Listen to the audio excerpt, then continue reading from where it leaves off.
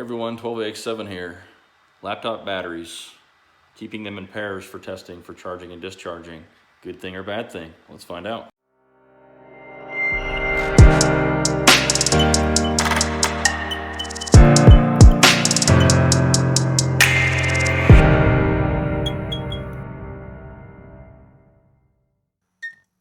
So I asked the question on one of the Facebook Powerwall groups, does keeping cells that were shipped from the manufacturer spot welded together as matching pairs in a battery pack, doing a charge and discharge, is it a good or a bad idea?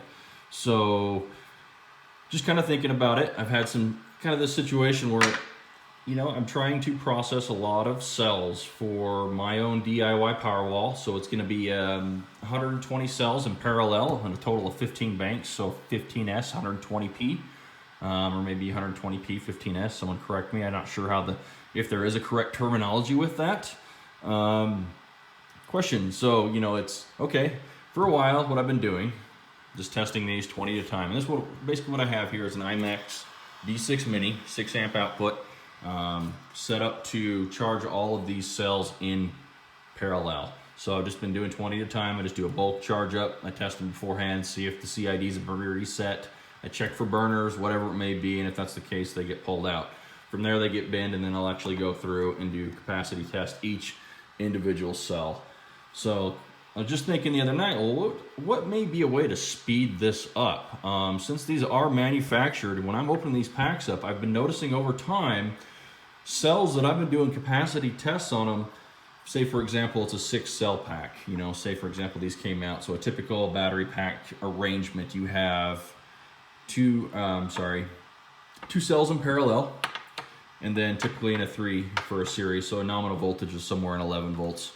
How the packs are set up. As I've been seeing is I've been going through over the past several months, going through charging, discharging. I'm always finding that I always seem to have cells that are similar characteristics similar characteristics in pairs. So what I mean by that, I'll have 2 cells out of each one that are very close. I'm talking 10, 15 milliamp hour within each other in capacity.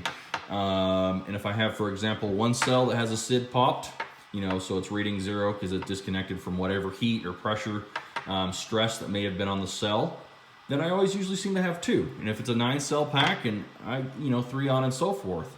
So my thoughts are, well, since these cells were packaged together, they've spent their entire life in a parallel arrangement, they're probably very well matched with each other as far as, obviously, for cycles, discharges, temperature. Overall abuse has been the same. So let me see if we can focus up on here. So you can see right here I got some Samsung. They're rated for the 26H, so 2600 milliamp hour when they were new was kind of that rating. Let's see if I can kick this on here. I actually have a pair of cells as I've been going through, as I'm doing this bulk charge now. Granted, none of these are warm. I pre-checked them beforehand to see if the SIDs were popped. So these are all good. So these are what people typically call your burners. Well, these are not burners whatsoever. This, however, these pair, definitely burners. So within 5-10 minutes, these started getting really hot. And the way this is, we're only pumping in 6 amps across 40 cells here. So it's a very small amount of charge that we're bringing up. So obviously this would be a kind of a scenario you'd want to be careful. If I have cells that are down to 1 volt and I have some that are 3.8 out of these packs, I don't want to be tying these all together, because what's going to happen is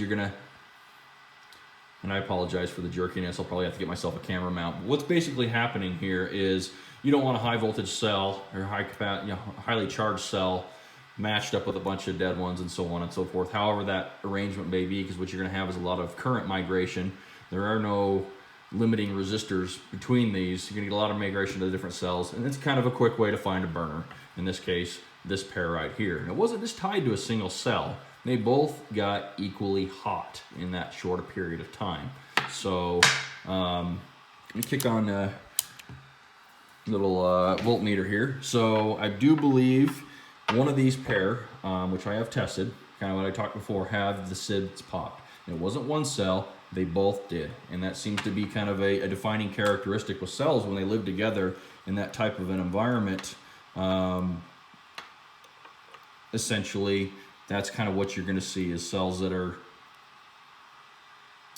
if one is affected in the pair because of through its lifespan, the other one most likely is as well. So you're seeing right here, we do have no voltage here. So since these are all tied together, I'm just going to pull these out real quick and we'll just see, okay, is it just completely flat because the cell is self-discharging, or did the actual the CIDs or SID, however you want to pronounce it, where they tripped, you know, was it? So I'm just going to come in here and do a quick bump charge. I'm sure you're all familiar with this. This is the concept of putting, to quickly put some voltage on a cell so that you can then slow charge it. Did about, what, 5 or 6 seconds there. Let's test this again and see what we got here. So as you can see, nothing. So the cells seem to have defining characteristics. So the question is it a good or bad idea, or does it really not matter? The whole concept of trying to speed up the process. So this is what I basically want to do for this experiment. I'm going to go through, get all of these charged up to 4.2. I am then going to capacity test these on my SkyRC MC3000 right here, and discharge 8 cells at a time. So each slot here will have 2. I'm going to discharge it. I'm going to divide that and get the capacity. And then what I'm going to go ahead and do is pull these apart, because for the power walls I am building, they have to be individual anyways. Each cell is going to be individually fused with my glass axial fuses. See if I can get up on there.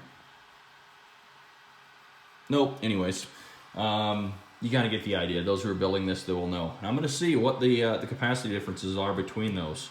So stay tuned. Fragile. Oh.